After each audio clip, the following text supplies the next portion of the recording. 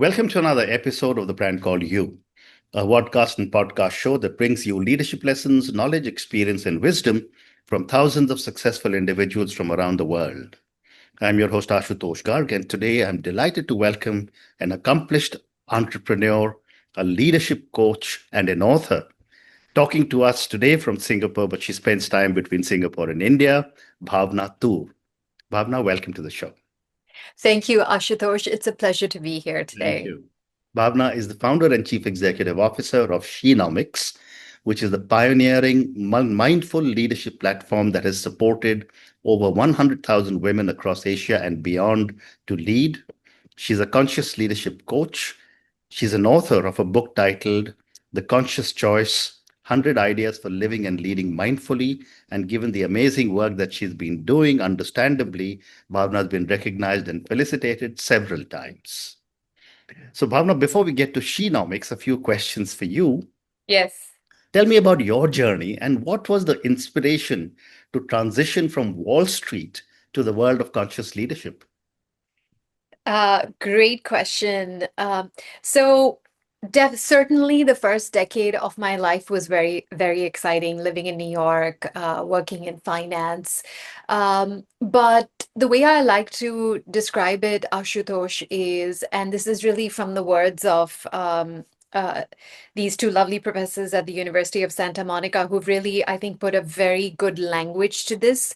I wasn't able to describe this in quite this way back when I made the transition, but now looking back, Mhm. I am able to explain what prompted me to make this transition. So when we're moving through life, there are two ways in which we can move forward. Mm, One is the goal line. The goal line is where you're moving from one goal to another, to another, to another. And mm, that is how I was living my life, following the societal script of, you go to college, you get a great job, and you go after one promotion and the next promotion and the next promotion. And I realized I was really on what psychologists call the hedonic treadmill. Like mhm, you're constantly wanting more, but it's mm, coming from a place of insecurity where, yes, you're reaching for more, but even if you hit the next goalpost, you don't really feel that sense of fulfillment. You don't really feel like, okay, this is enough. You're always wanting more. So I was mm, starting to feel very restless. mhm, In my career thinking I'm not sure if this is my path, because if it was my path it would feel more aligned, it would feel more more rewarding, more fulfilling. mhm, And so for me, towards the end, about a decade long career in finance, I mhm, reached a point where I was like, I think there has to be a different way to move through life and to find what my path could be. And fortunately, I did discover that. And the second line that we can all move through, which I eventually discovered, is called the soul line. And the soul line, Ashutosh, is where you're not just always asking, what should I do? What should I do? What should I do next? So you're mm, not constantly caught up in the doing. But mm, the soul line is about becoming. So it's about pausing. And that's mm, exactly what I did. After a decade, I just paused and asked myself, I'm running, running, running, but who do I want to become? mm, What is the kind of a woman, a leader, a human that I want to become that will make me feel proud? mm, What are my true values, and how do I want to express them in a way that also makes a difference to others? The mhm, more and more you ask those questions, and the more and more you then live the answers to those mhm, questions, the mhm, more you then also advance on the soul line. mm, And I think that's really been my journey mm, over the last 10 years or so, since I left my career in finance, mm, of living and leading a lot more consciously mm, by not just focusing on the doing, but also anchoring myself in the being. mm. What a great response. Thank you. Bhavna, you've lived and worked in 8 countries. Yes. How has this global exposure influenced your understanding of leadership? More than anything, Ashutosh, I think what living and working in 8 different countries has done for me is it has helped me Mhm, fall in love with the universal human experience, mhm, to fully understand and appreciate the universality mm, of the human experience, because it mm, doesn't matter. And now as you mentioned, I live in Singapore now. I've worked in the US. I've lived in the UK. I've lived and worked in India. I've lived and worked in Africa. And it doesn't matter where you go, whether you look on the side of, especially in the leadership domain, what are the mm, kinds of challenges we face? mm, Especially, let's say, if you boil it down to the mindset-oriented issues, doesn't matter what part of the world you go in, self-doubt or the imposter syndrome is universal. We're all challenged with perfectionism or procrastination. These are just some of the things that come up everywhere. Equally, it doesn't matter what part of the world you go in, and I've seen this for myself. mhm, When you anchor your leadership identity in human values like compassion and empathy and integrity, you will rise mm, and emerge as mm, a much more impactful and powerful leader. mm. So I think more than anything, it's appreciating the universality of the human experience and what it truly means to be a Mm. conscious leader Well stays the said. same everywhere you go. Well said. Well said. Let's now move to Shenomics, your Yes. new passion, your new baby. Tell me, what was the founding vision behind Shenomics and how has it evolved over time? Yes. While you call it my newfound passion, I would just add it's a passion that has been in the making for over a decade now. In fact, Hmm. we just recently celebrated our 10-year Oh, anniversary. congratulations. Thank Okay. you. Mm, Thank you. mm, And Ashutosh Genomics was born with one idea, which is how do we support half the population in the world, yep. specifically women, Mm, to rise to their fullest leadership potential mm, in a holistic way, mm, without burning out mm, and without women feeling like they must become someone they're not. mm, So, Shenomics really emerged with this desire to bridge the inner world of mindfulness with mm, that outer world of leadership and ambition, mhm, and really help women create that alignment between their inner world and their vision and their mm, hopes and dreams and the outer world where they are making where they're translating that mm, that vision and that passion mhm, into concrete and tangible impact that mm, also benefits people around us. It's mm, That's really what started it all. And yes, 10 years later, it is something of a movement because all around the world, wherever I go, I hear people telling me that in a world where people are increasingly feeling disoriented, disconnected, distracted, this call to live and lead more consciously mm, is something that is deeply felt mm. by everyone, and especially given the kind of world we're Yeah. moving towards, Mm. it is something we need to emphasize ever more. Absolutely. Absolutely. And what was the gap in women's leadership development that you are addressing through Shenomics? Beautiful question once again.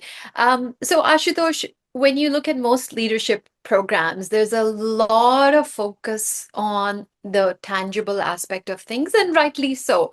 The Mm, tools, the frameworks, the skills, all of those are essential. Where we saw a missing piece or a missing link was the focus on the who. mm, Who is the woman behind the role? What is her authentic vision? What mm, is she passionate about? What is holding her back? And mm, we created Shenomics to address that mm, gap so that women can also turn within and create a really strong foundation within. Because when you lead from that inner place, that is when you magnify or amplify your impact in mm, the outer world as well. So the idea was to really fill that gap so women could lead with more authentic confidence and mm, purpose. mm, That is really the gap mm. we began with. Amazing. And how do you define conscious leadership? And why do you believe it's important for women leaders today? Yeah, conscious leadership, quite simply for me, is creating that alignment between your inner world and your outer world. In other words, your actions and your impact in the world, when all of that is deeply aligned with your inner vision and your values, Mm, then you know you are living and leading consciously. mhm, It's leadership that begins within by knowing yourself, mm, fully understanding and appreciating yourself, and it then extends outward, helping you lead with intention and integrity. mm. And it's not so much that it is especially important for women, it's important for everyone. Yes.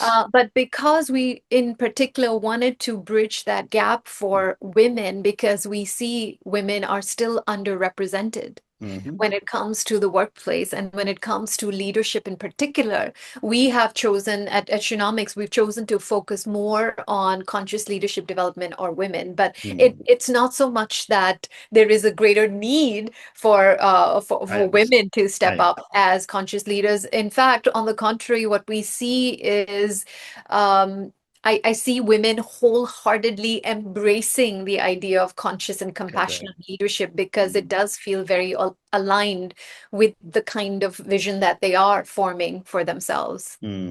well said. Bhavna, how do you integrate Eastern mindful practices with modern leadership frameworks? And give me an example if you can. Yes, oh, happy to do that. And I just want to add that this is such a powerful blend.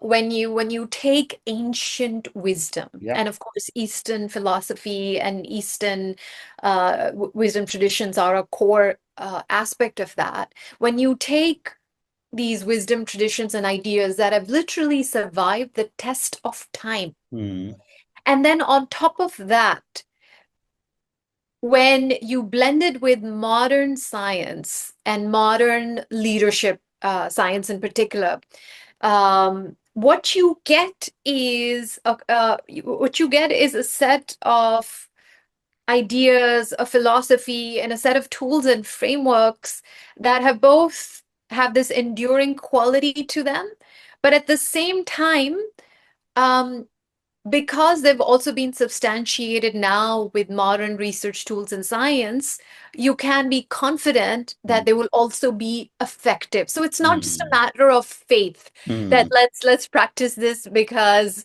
I believe this will work, but it's about having the confidence that yes, it's grounded in ancient wisdom, but also it's been proven to work. So, for example, mm, since you asked for an example, take something that often gets talked about in leadership and is an important facet of leadership, which is executive presence.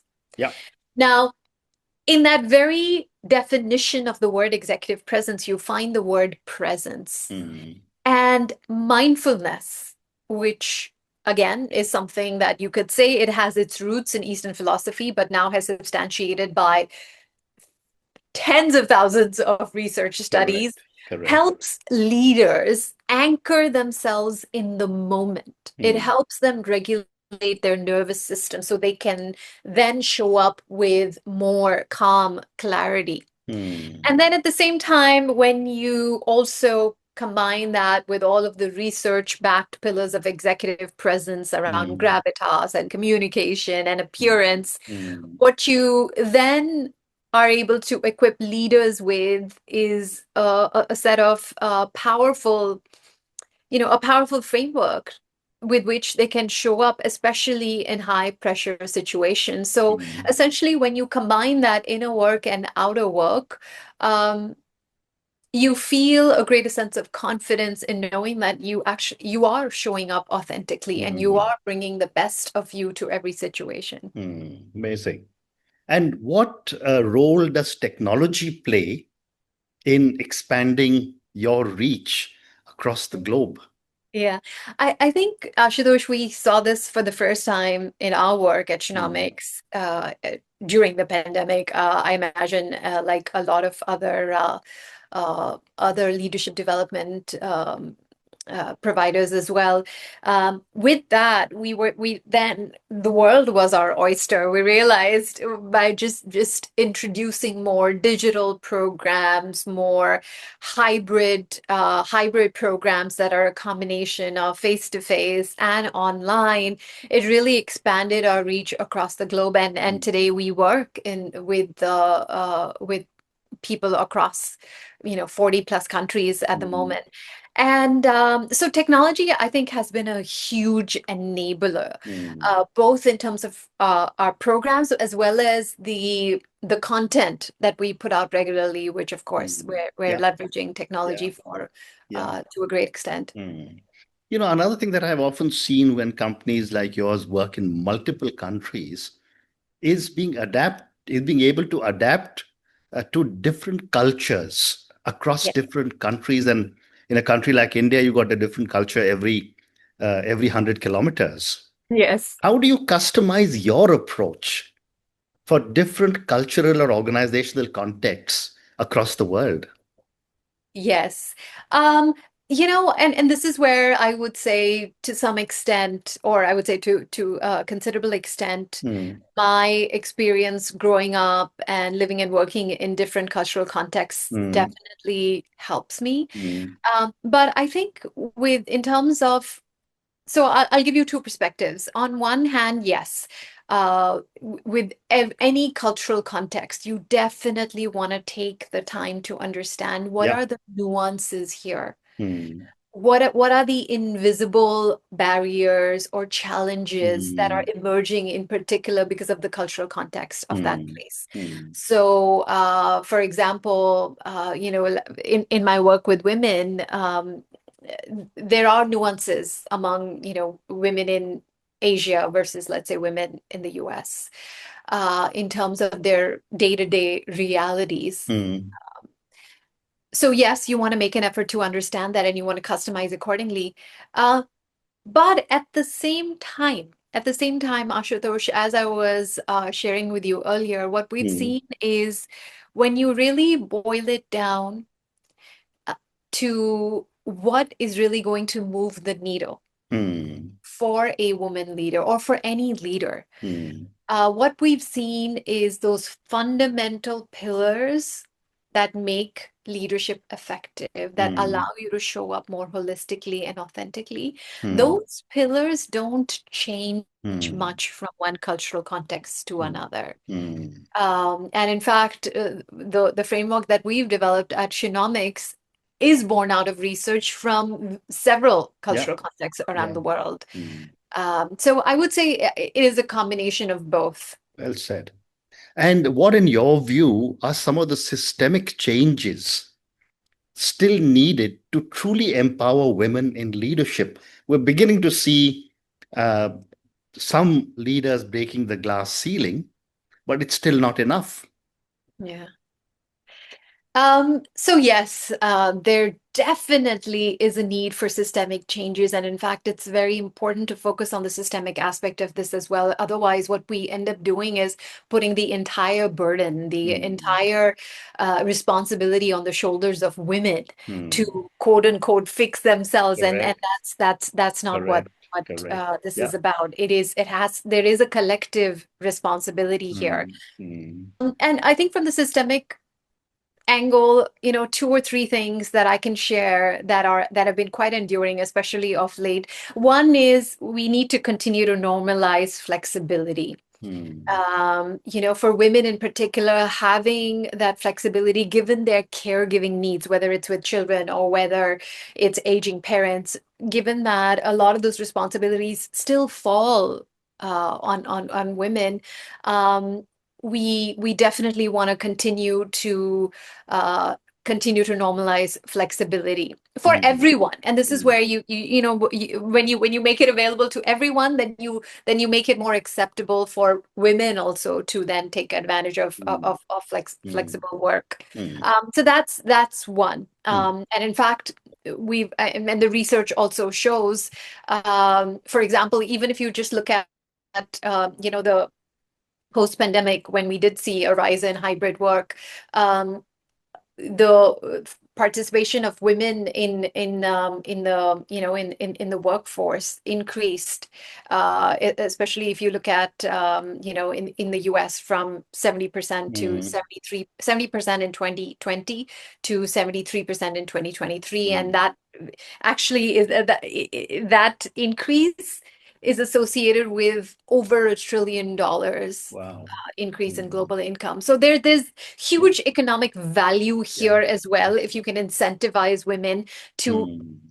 come to the workforce and stay in the workforce because Correct. you are giving them that flexibility. So that's one. Yeah. The second thing is when it comes to the way we assess performance and the way we create promotion, the kind of practices we have in place for promotion and advancement of women, you want to ensure that all of that is fair, transparent, and completely free of Mm. bias. Mm. Because what we still see, Ashutosh, is you see women who are equally competent, equally Absolutely. qualified, Yeah.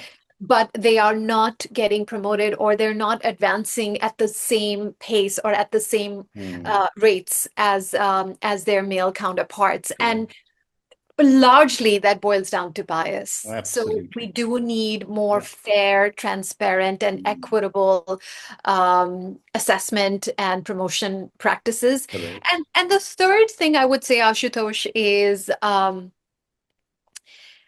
we need to really celebrate the what are essentially called the more feminine values of Mm. leadership. I'm calling them feminine because they're typically defined as feminine, but honestly these are universal values of Correct. leadership. Correct. So Mm. qualities like we've been discussing so far: compassion, empathy, humility, patience. The Mm. more and more we celebrate these kinds of qualities, the more Mm. it draws women in because what the message this sends to women is, okay, there's space for me to lead in a way that I wish to lead. I don't Mm. have to contort and change myself to fit some existing model of leadership that doesn't feel true to me. Mm. And of course, by extension, then we make it more acceptable for everyone, men and women, to Correct. show up with those values of Correct. compassion and Correct. empathy and collaboration, Mm. which again, all of the research proves are far more effective in creating Mm. those kinds of environments that people can thrive in. So it Mm. also leads to high performance as well. It's not just a nice to have. Yeah. I would say these values are a must have in the kind of world we're moving Absolutely. towards. Absolutely. And I've often said this, at conferences that I worked with a lot of women as colleagues in the organizations that I've had. And I've often said that women have far stronger work ethic Mm, than a lot of my male colleagues that I've seen. And I'm saying so again on my podcast, my conversation with you. But Bhavna, two more questions for you, and I want to move to your book. yes, Uh, you have a book titled The Conscious Choice 100 Ideas for Living and Leading Mindfully. Tell me yes. about your book. And among the 100 odd ideas you share, are there any that have been most impactful for you personally? Yes, yes.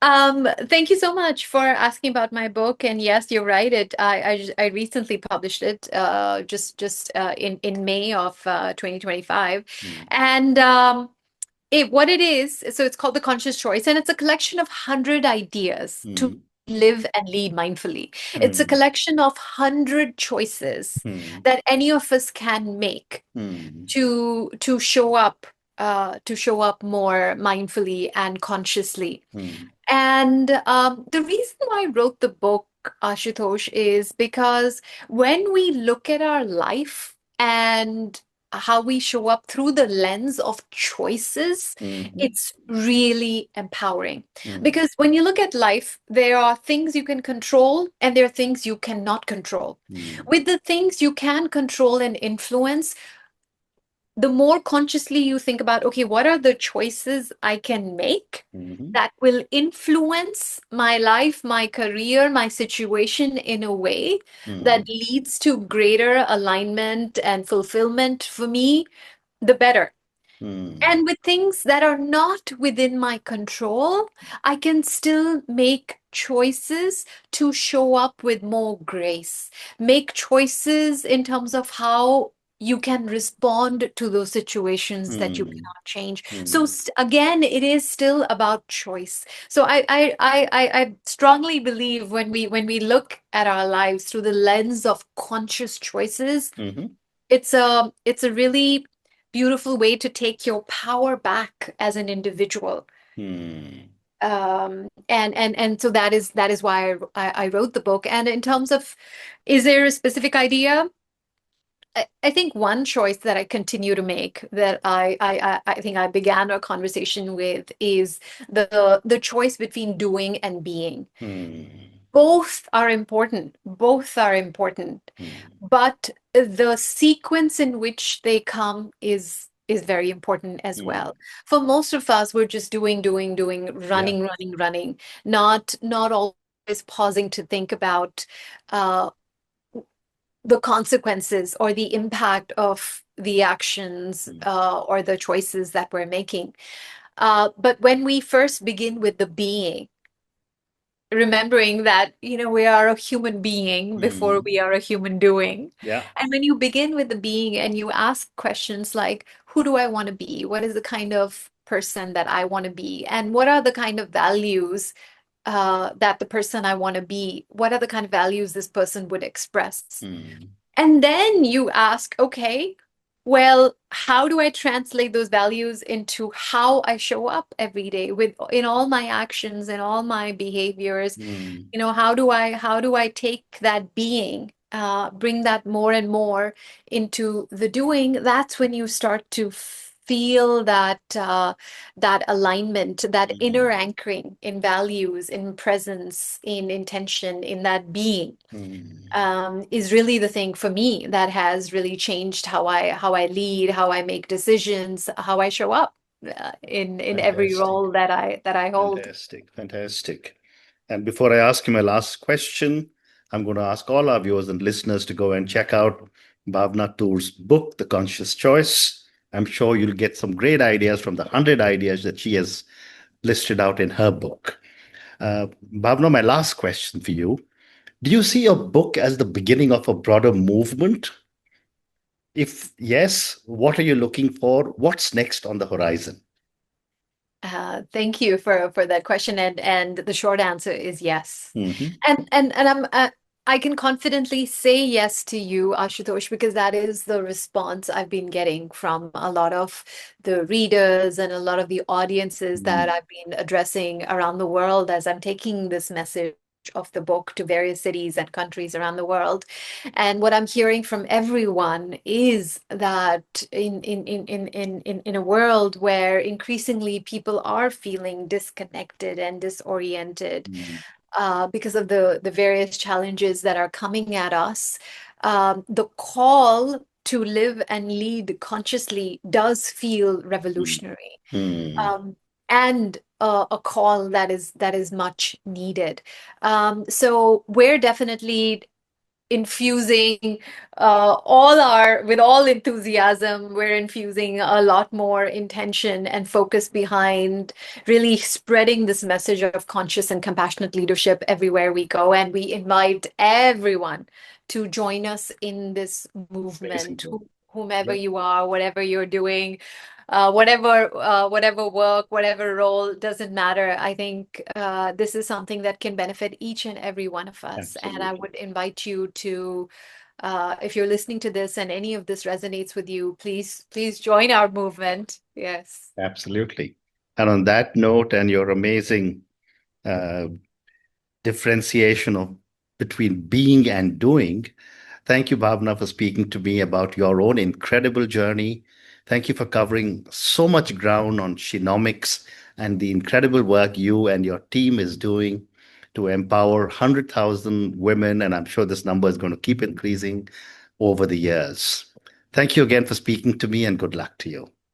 Thank you, Ashutosh. It was a pleasure speaking to you. Thank you so Thank much. you. Thank you for listening to the brand called You Videocast and Podcast, a platform that brings you knowledge, experience, and wisdom of hundreds of successful individuals from around the world. Do visit our website www.tbcy.in to watch and listen to the stories of many more individuals. You can also follow us on YouTube, Facebook, Instagram, and Twitter. Just search for the brand called You.